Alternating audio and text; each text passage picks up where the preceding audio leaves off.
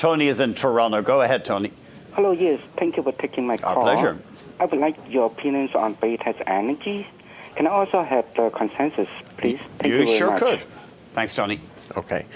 So, Tony, when you look at Baytex, you're looking at an investment in largely liquids and energy. Here's my concern. A number of the Western Canadian companies have relatively higher prices, higher costs, sorry. Right.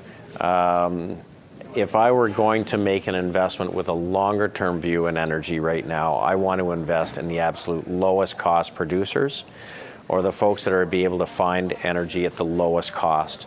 And so some of that right now is coming out of the U.S. So if I'm looking at production growth, I'm probably looking at something like a Diamondback Energy or a Pioneer Exploration, PXD. Both of them, I think, look a little bit more attractive from a producer standpoint. If I'm looking at something like an integrated company, I'd like a larger balance sheet, like a Suncor, which might be more attractive. But again, as I say, right now we're looking at energy more as a recovery trade than a long-term investment. So I want to make sure that whatever I own has the absolute strongest balance sheet or the lowest costs. And so that's where I would focus as opposed to something like Baytex. Baytex, and the analysts are kind of, they're not that keen on Baytex. There's 11 holds, 4 buys and 1 sell, and the average target is 650, and the stock, as we just saw, is just over 620. Yep. Let's head once again to Hamilton. Lots of money in Hamilton, it seems. Go ahead, Dorothy. Yes, my question is on Apple. I had previously held Apple and sold it around $114.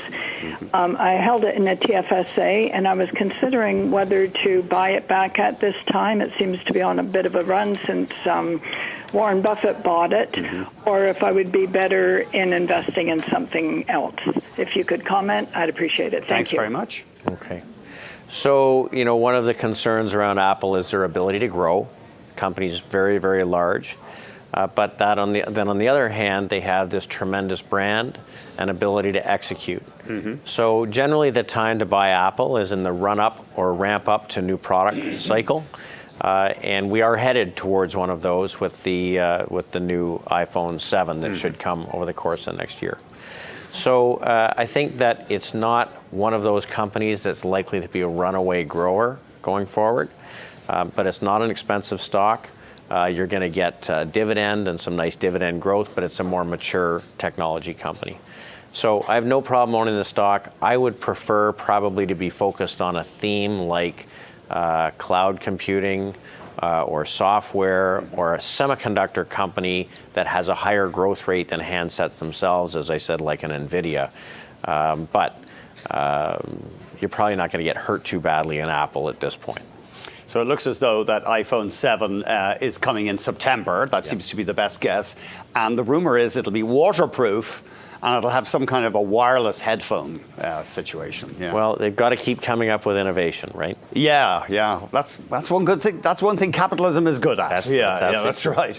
Max is in Vancouver. Go ahead, Max. Good morning, gentlemen. Thanks for taking my call. Our pleasure. As you might have known, that the U.S. retailers have been crushed, companies like Gap, Nordstrom, Macy's, Michael Kors, Urban Futures, etc. Do you see any value there, they are told the competition from Amazon has crushed them, and if you buy them, hold them for 5 years, maybe they could double, give you about 20% rate of return. Okay. So I'll hang up and listen since I've given you a mouthful. Thank you. Thanks, Max. Well, Max, I have to go back and just look at this through the Barometer lens, and that is that when something appears to be broken, we try not to guess when it might get fixed. When we buy companies, we try to invest in businesses where the numbers are good to begin with, but getting better. And in fact, we look for them to be accelerating to the upside. We also like to see price of the security doing what it should be doing, given our view. When I talk about investing in secular themes, I think it's going to be very hard to stop the online shopping experience. So I have to say I would avoid buying some of these bricks and mortar retailers unless they have a real edge. And fashion is hard to have a real edge in, something that's sustainable. It comes down every year to whether your collection is the right one or the wrong one. So I would really try to steer you to something totally different and look at a company like Amazon. Don't try and second guess this. They are a force to be reckoned with. It almost doesn't matter which platform that you're talking about, against apparel, against many other categories.